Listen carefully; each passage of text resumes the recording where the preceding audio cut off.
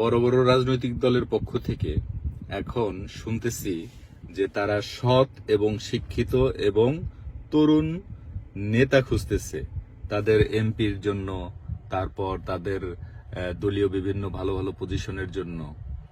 তো যোগ্য এবং সৎ লোক তারা কি এরকম রাস্তায় এসে মিছিল করতেছে? তারা কি রাস্তায় এসে ঘুরতেছে? তারা কি সামনে আইসা মনে করেন টাকা পয়সা দিয়া নমিনেশন নেওয়ার জন্য সিরিয়াল ধরছে? বা এটা সম্ভব? তারা ধরবে? সৎ লোকরা এটা করবে? করবে না।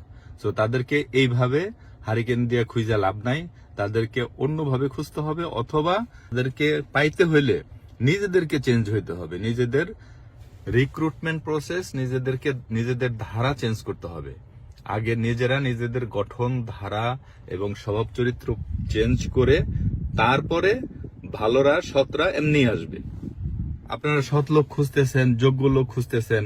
আপনারা তো আপনাদের যেরকম পড়াশোনা, আপনারা যেমন স্কুলে কয় ক্লাস পড়ছেন আপনারাই জানেন।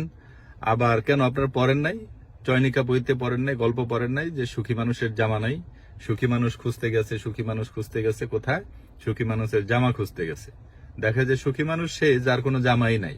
তাইলে সৎ মানুষ কই পাবেন আপনি? সৎ মানুষ তো আপনার সামনে এসে সিরিয়াল দিবে না আপনার পার্টিতে যোগ দেওয়ার জন্য। সৎ মানুষকে নিজে আপনার প্রসেস আপনি চেঞ্জ করেন।